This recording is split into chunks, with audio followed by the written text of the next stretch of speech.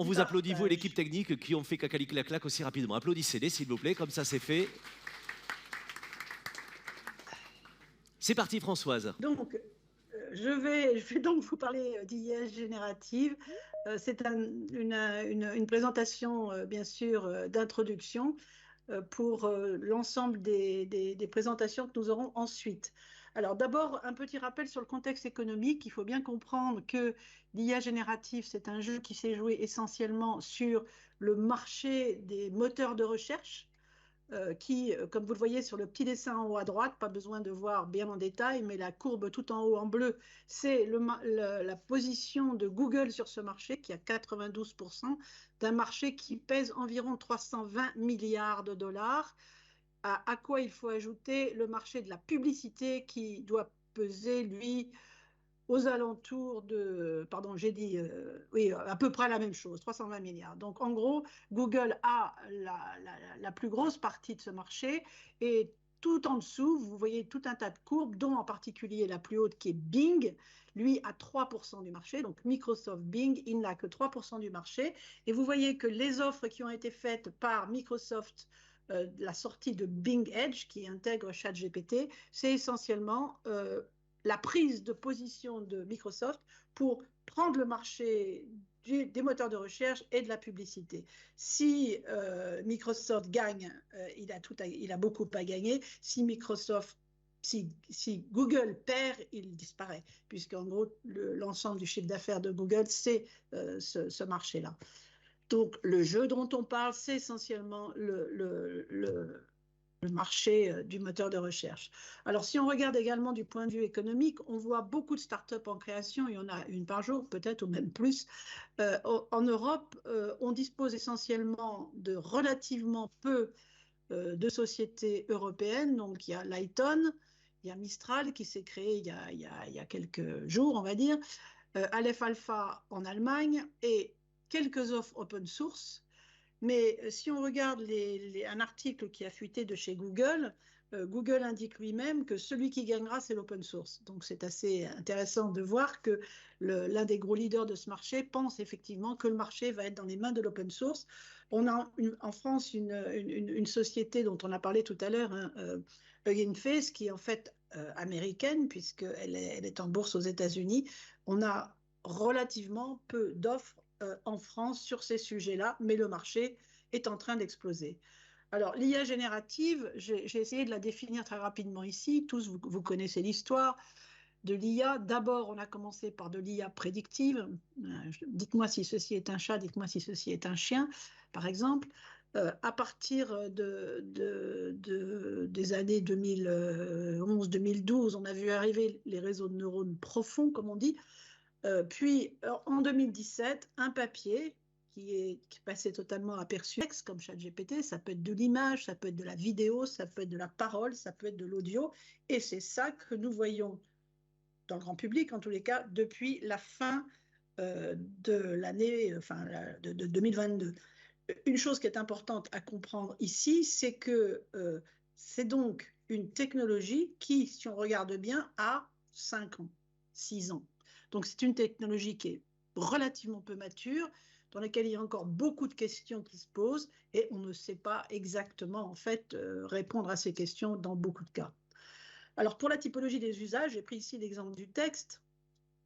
On a effectivement 4 grandes familles. Donc, je tire ce schéma d'un dossier que nous avons sorti au Web Francia, dont je vous reparlerai tout à l'heure. Est-ce que vous pourriez le passer en plein écran, Françoise, s'il vous plaît? On peut demander, par exemple, à ChatGPT, de générer du texte, donc des documents marketing, des comptes rendus. On peut lui demander également de coder à votre place. Et de la même façon, pour des images, on peut demander de générer des images, par exemple, à partir d'une description textuelle. Françoise, est-ce que Ensuite, vous on m'entendez? peut... J'aimerais vous demander juste de passer en plein écran, si vous voulez bien, pour une meilleure lecture dans la salle. Non, parce que je ne pourrai plus passer les slides, ça explosera. Je suis désolée, mais Teams ne Je vous permet prie de pas cette m'excuser, chose-là. François, J'ai je ne un petit peu voulais pas vous l'habitude de ça. contrarier, bien Je suis sûr. désolée. Bien sûr. Malheureusement. Je peux essayer de le rendre encore plus grand, mais c'est à peu près tout ce que je peux faire. Si j'appuie sur le bouton magique qui est là, tout explose. Je peux également utiliser l'IA générative pour traduire, puisque typiquement les IA génératives à base de texte sont nativement, entre guillemets, multilingues, à condition bien entendu que la langue en question soit suffisamment répandue pour qu'il y ait beaucoup de données qui est servi à l'apprentissage. Dit autrement, il vaut mieux être américain que français ou que je ne sais quelle ethnie bizarre au fin fond de l'Australie, par exemple. On peut également utiliser ces outils pour synthétiser des textes, pour les résumer. Donc beaucoup de ces usages sont en fait autour de la manipulation de nos données, alors avec le problème des données confidentielles dont on a entendu parler tout à l'heure, la manipulation de nos données, on rentre ces données-là dans la machine et la machine va vous donner par exemple la synthèse d'un document de 90 pages si pour autant vous avez réussi à le rentrer tout entier. Alors, ces usages sont répandus à peu près dans tous les domaines. On voit aujourd'hui des usages qui apparaissent dans tous les secteurs de l'industrie. Mais ce qu'il faut bien comprendre, c'est que tout ça, c'est essentiellement... Alors, j'ai pris ici un graphique de McKinsey qui montre l'importance des fonctions couvertes au mieux par l'IA générative. Et donc, on voit qu'en fait, il y a quelques fonctions, la vente, le marketing, le software, la relation client et la R&D, qui concentrent 75% de l'impact financier de l'IA générative, beaucoup moins dans la finance ou dans le manufacturing, par exemple. Donc, des impacts tout à fait significatifs qui vont se développer peu à peu, puisqu'en fait, on n'en est qu'au début. Maintenant, si on regarde les impacts négatifs, on parle des impacts de l'IA générative sur l'emploi. Sur ce graphique, vous voyez par exemple en bleu clair à droite les tâches, je dis bien les tâches, qui sont réalisées par des humains en 2020 et en bleu foncé les tâches qui sont réalisées en 2025 par des machines et non pas des humains. Donc, vous voyez que petit à petit, de plus en plus de tâches sont réalisées par des machines. Donc, on peut dire que les machines vont remplacer les humains sur un certain nombre de tâches.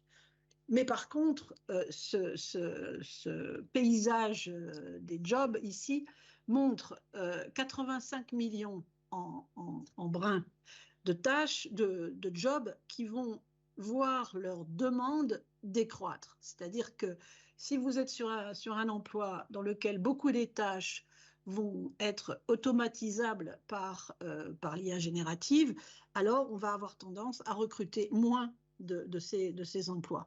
Par contre, 97 millions d'emplois nouveaux vont apparaître et donc l'IA va à la fois réduire la demande pour certains emplois et créer la demande pour de nouveaux emplois. C'est l'habitude dans l'introduction de nouvelles technologies.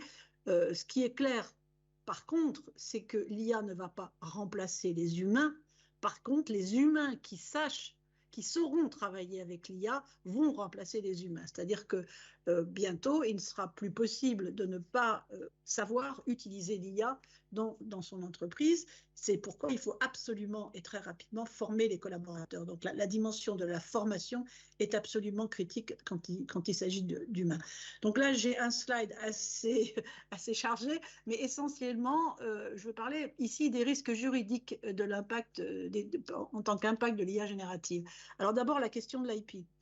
Tout à l'heure, on vous a dit, on ne sait même pas GPT-4 sur quelles données il a été entraîné. Bah, tout à fait. Et très certainement, GPT-4 a été entraîné sur des données qui ont été scrappées sur le web sans aucun souci de savoir si ces données étaient protégées par copyright, par IP, tout simplement. Et donc, un certain nombre de procès ont été lancés aux États-Unis contre les sociétés qui produisent les chats GPT, les DALL-E, etc. Et aujourd'hui, personne ne sait exactement ce qui va se passer à ces procès. En tous les cas, ça veut dire que si vous utilisez un outil d'IA générative du marché, il faut savoir que vous avez un risque d'être attaqué tout simplement pour vol, entre guillemets, de données. Alors, ce sujet-là a été couvert un peu dans les HAYAC, comme on le verra tout à l'heure, mais pas forcément de façon très claire. Le deuxième sujet, c'est la protection des données, des prompts, par exemple, quand on utilise ChatGPT. Quand vous rentrez vos données pour poser la question, entre guillemets, à l'outil, eh bien, ces données vont être utilisées pour améliorer l'interface. Elles ne sont donc pas protégées. Et toute information que vous allez fournir peut donc être réutilisée, elle n'est pas protégée. Ensuite, la responsabilité sur les résultats générés. Si vous fournissez des résultats faux, ce qui peut quand même arriver, votre responsabilité est engagée. Par exemple, ça a été le cas d'un avocat aux États-Unis. Si vous utilisez des données trouvées sur le web, des fakes, que vous en servez, euh, votre responsabilité est engagée. C'est pour ça qu'il est important de dire que vous utilisez, vous avez utilisé une image générée par l'IA. Alors là, j'ai repris le texte qui est apparu dans les dernières discussions du Parlement européen sur les AI Act. Donc l'IA générative est donc couverte maintenant dans les AI Act du 14 juin 2023, en tout cas dans la version du 14 juin, celle du Parlement européen. Ce sont les foundation models. On lui donne des exigences de transparence, c'est-à-dire qu'il faut faire tout un tas de choses. Par exemple, publier des résumés détaillés des données protégées par le droit d'auteur utilisées par l'entraînement, ce qui, bien entendu, si ceci était en action, eh bien, personne ne pourrait utiliser ChatGPT en Europe. Donc ça, c'est une grosse question, c'est comment l'Europe va s'emparer de ce sujet-là. Ensuite, on sait tous que ChatGPT a des limitations qu'il faut bien connaître avant de s'en servir, par exemple les fameuses hallucinations, le fait qu'il ne comprend rien du tout, le fait qu'il est éventuellement capable de donner des réponses extrêmement inappropriées. Donc il faut être absolument conscient des limitations de ces outils. Encore une fois, ce sont des outils qui sont issus d'une technologie qui a 5 ans. Donc, effectivement, il y a beaucoup de choses encore qu'on ne connaît pas.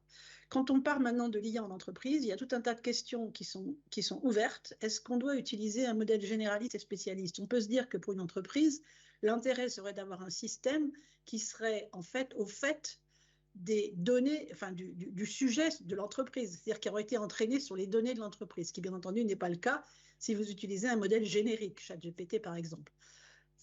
Donc, vous pouvez dire, bien moi, je vais développer un modèle spécialiste. Vous pouvez le faire de plusieurs façons. Par exemple, en fine-tunant un modèle générique sur vos données dans l'entreprise. Mais là, vous allez vouloir, bien entendu, que ces données d'entreprise ne partent pas vers l'éditeur de la solution, par exemple ici vers Bing ou vers Microsoft. Mais vous pourriez aussi vouloir le développer en interne sur les données d'entreprise. Le coût du développement en interne sur les données d'entreprise. Donc, les données d'entreprise resteraient chez vous ou seraient dans un cloud privé.